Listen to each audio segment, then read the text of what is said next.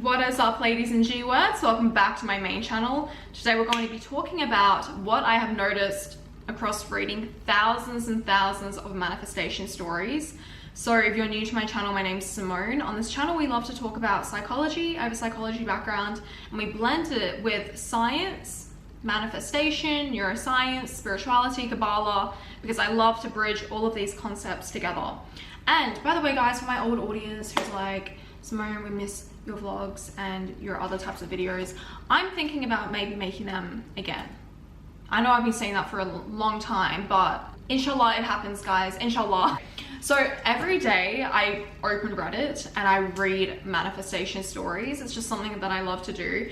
And I've been doing this for a couple of years now, and I've just noticed a pattern across all of the success stories. And it's very obvious, especially if you watch all of my videos, you know how manifestation works. But I think something that's very common in our community is we love to hear about stories because there's always like a little bit of doubt in people's mind about why it works. And that's why I like to bridge it with science on this channel. I have another video coming for this, I think next week or the following week. The number one thing I noticed across most of these stories is that it is never about the technique. Remember, guys, the technique doesn't matter. It's not like, oh my gosh, I'm gonna do affirmations, robotic affirmations, I'm going to do scripting, 369, whatever method you hear on TikTok. Remember, techniques are only there to get you into the end state because every reality is available to you right now. There is one reality out there where you have your desire, where you have your manifestation. And what is the difference between this dream reality and your current reality right now? It is your frequency. What is your frequency determined by? Your emotions, your thoughts, and who you are existing as in your day-to-day life. So as you can see, the only thing bridging you between here and here is your emotions. And that's where the techniques come in. So a lot of these people, they'll be like, okay, I have done techniques to manifest my SP, nothing happens, and then I decided, you know what, I'm gonna detach, and then they show up. Detachment is not about not caring. Detachment is when you actually believe you have your manifestation already. Because think about it, you already have it. It's not in this reality, but it's in this reality. So if you say, okay, in this reality, I am a multimillionaire, in this reality, I am not rich. And every day you reinforce to yourself that you are broke. You are thinking as a broke person. Everything in your reality is showing that you are broke. And then every day you're like, okay, I'm meditating, I'm doing my techniques. Why is $1 million not showing up in my life? How do you expect it to show up in your life? Because you are not this person. And everywhere, non-stop, you are scanning for lack in your environment. If you get one sign, synchronicity, an angel number that your manifestation is coming, you're like, oh my gosh, it's on its way. But you see, this is a load of bullshit. I don't even look at angel numbers, whatever. I really don't care about this whole 111, 444 bullshit because it doesn't matter. There is no, in my opinion, there's not really such a thing as a synchronicity. It's your is gonna come. You're going to shift into this new reality whether you like it or not, because we're shifting through realities every single second. It's just they look very, very similar and they blend together. But remember, every time you make a different decision, every time you think a different thought, you choose differently, you have shifted massive realities. But when we talk about detachment, it is simply you deciding that I already have this thing, therefore there is no lack in my life. For example, you're manifesting your SP, okay? And you were so obsessive over them. And you're obsessed because you actually feel their physical absence in your life. You feel detached and you decided right now, they're already in my life, like I already have them, or I know they're coming or whatever. Suddenly that lack is gone because they're there. The only thing you need to do now is to get into that state where you actually trick your brain into believing that they are there, that they are here with you now. You already have everything. So detachment is just you simply deciding, I have it now, and how can I trick my emotional state into thinking that it is here? Therefore, when you believe it's here, you're not trying to look for signs everywhere, because would someone who already has their desire be looking for signs? That makes no sense because their desire is here right now. So as you can see, these techniques only work to get you into the end state. You can't obsess over the lack or the want of your desire because you already have that desire. It's just not in this reality. And if you can decide right now that you have it, you're already shifting. Okay, point 2.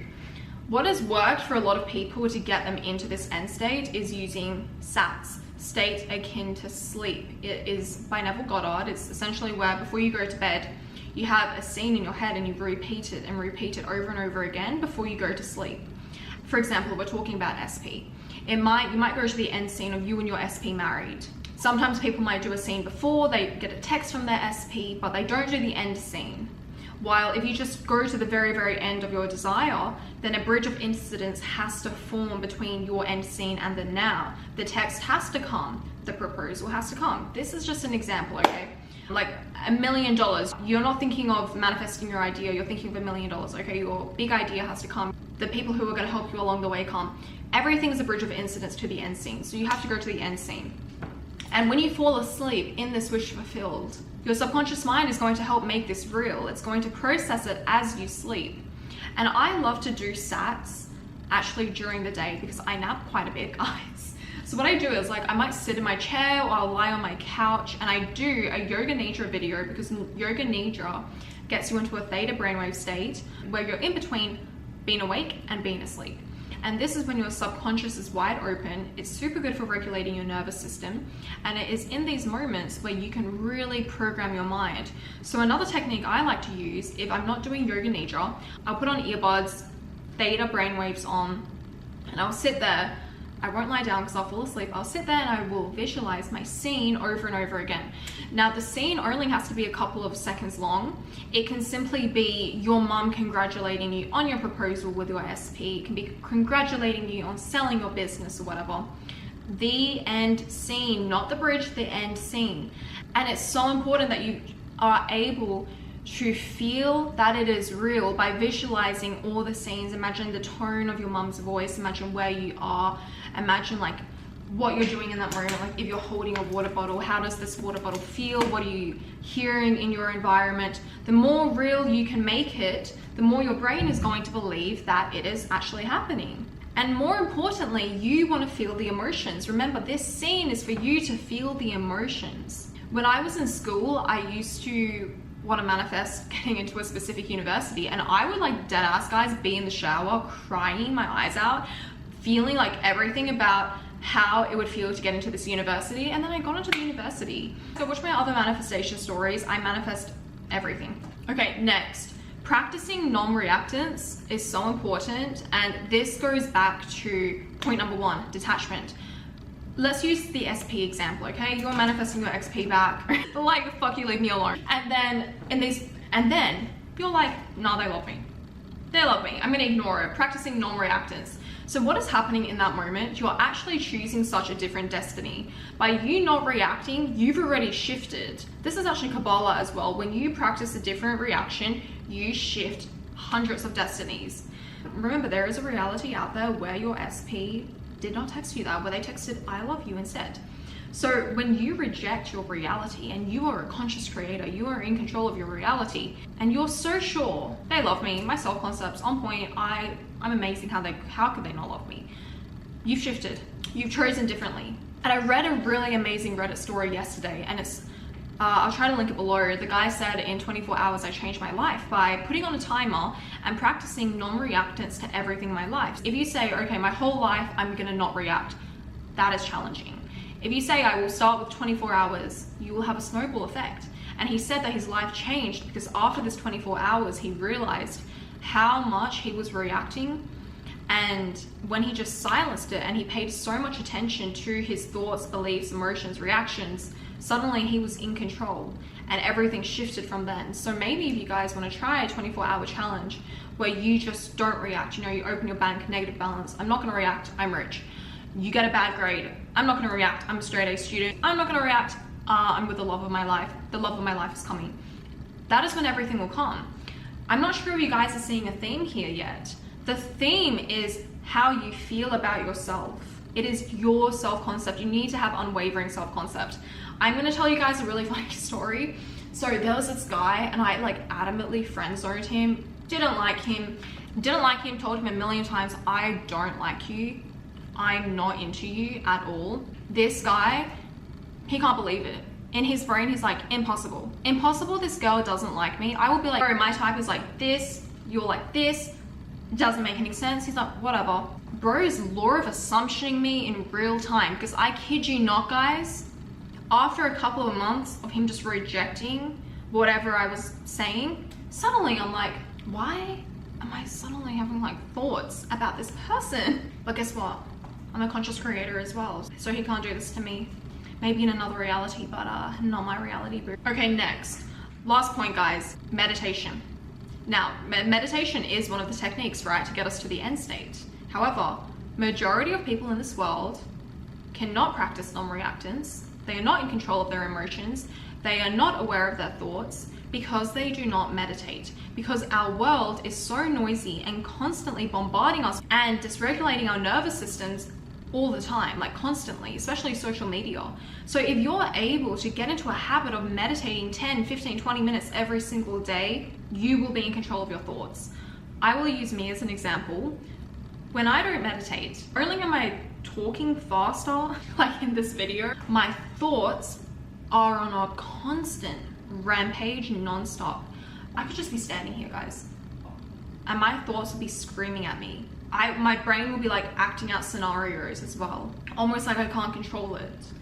And then when I meditate, it's quiet. It's literally quiet. My brain is quiet.